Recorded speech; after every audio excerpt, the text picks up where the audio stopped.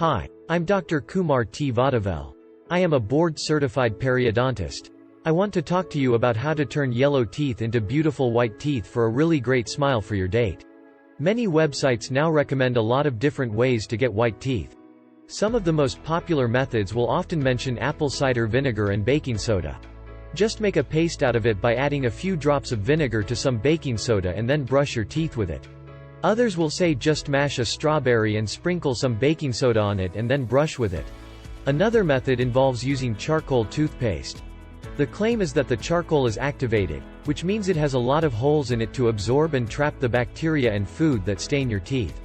Get a tablespoon of the oil and swish it around your mouth for 5 to 20 minutes.